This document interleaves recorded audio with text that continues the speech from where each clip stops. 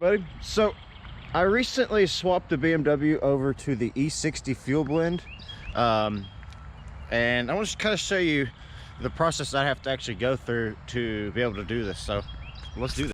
All right, so as you can see, got me some E85. There's Lucy. We had to drive out to Pelahatchie, so it's from Jackson to Pelahatchie. It's like a 20 to 30 minute drive roughly. She's gotta look out her window. So gonna head back. I gotta get some 93 octane. I like to get the Shell 93 octane. It's just something I like. And then I'm gonna show you how I determine how much 85 is actually, how much ethanol I should say, is actually up in there. So you're a pretty little dog, Lucy. You're so pretty. You're being such a good girl.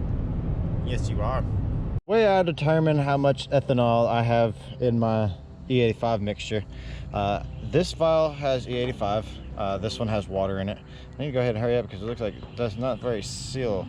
So you're going to need a graduated cylinder that does milliliters, and basically you want one that does 50 milliliters. This one does it in increments of 2. Ideally you would want one in increments of 1. But this works great because what I'm going to do is I'm going to put 10 milliliters of E85 in there, and then I'm going to put 2 milliliters of water, and then I'm going to shake it up, and we're going to see where that line moves to. Does it, if it stays up here, if it's still two ounces, then I know, then there's a whole formula, and we're gonna look into that. But first, let's get to putting the fluid in here. So I'm gonna add 10 milliliters.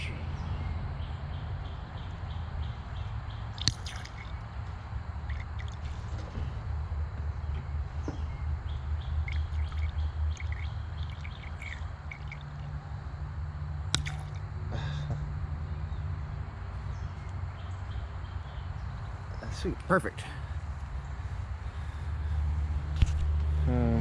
Let's see, I might pull just a touch out because it's just, I want it to be precise. There we go.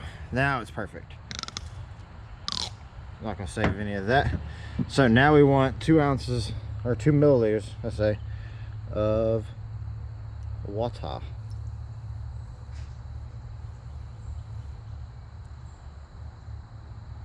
So a note, when you're shaking this, make sure you have it sealed pretty tight because there are some fumes in there, and when you're shaking it, it could, the pressure does build. So make sure you're holding it tight. It's not that bad. It's just, you're gonna want to make sure you're holding it nice and tight. So we're just gonna sit here, like I said, let this sit, and we're gonna wait and see where that water line ends up at. Yeah, we're gonna wait and see where that water line ends up at, and yeah, that'll help us determine how much ethanol is actually inside there. All right, so we're gonna take a look at this, and so what we're gonna look at is the line separation, and it looks like it's at 8. So what we do actually is we subtract the so we've added 2 ounces or 2 milliliters, but we're gonna subtract another 2 from the separation point.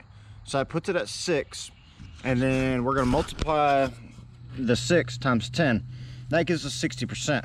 So actually, the gas that I pulled from there is already 60%. So I can actually pour that directly into the gas tank. I don't have to do any mixing. That's interesting. Yeah. So that's what I'm gonna do. But that's why you always test what you got. Because the pump, it can range anywhere from 51% to 85%, or I think actually 80%, or I guess from 51 to 85%. So that's why you always test what you get, and don't assume that just because you're pulling it from a pump and it says it's E85 that it's actually E85. So mine was actually only 60%, which is what I want for the BMW, so that's good. But I bought 5 gallons of 93 thinking that I needed 93 to mix in there with it, because the last time I got some from there, it was actually 80%. So yeah, that's why you always check though. I'm gonna finish putting this gas in here, I got 10 gallons of it, or 11 gallons of it. So here we go.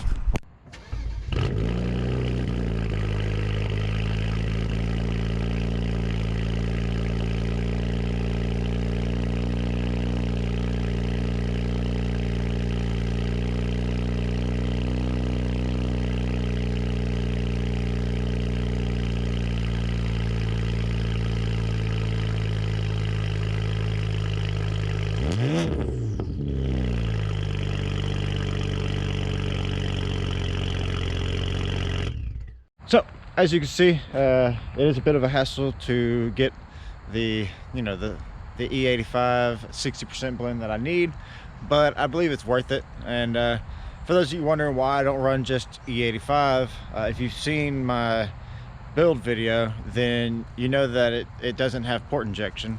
And port injection, whenever you're working with these, to really get the full effect and the full benefit of just running full E85, I said full a lot right there, then you need port injection on these engines, because your direct injection is limited to a certain degree. So, but I'm actually at this point, I'm actually getting more out of the 60%, which is what I actually got out of the pump today anyway. So, hey, that's a benefit for me anyways. I'm not gonna take it for a ride because the car show is coming up soon. I'm trying not to drive it that much, but for whenever I do leave and everything like that, and there's a cruise, I want it to be ready to go and plenty of fuel and no issues. So I'm not going to go and try and break it right now before then. So sorry if you were expecting me to take it for a ride, but don't worry, I'm gonna have a video out for the cruise. So yeah, just wait for that, I promise.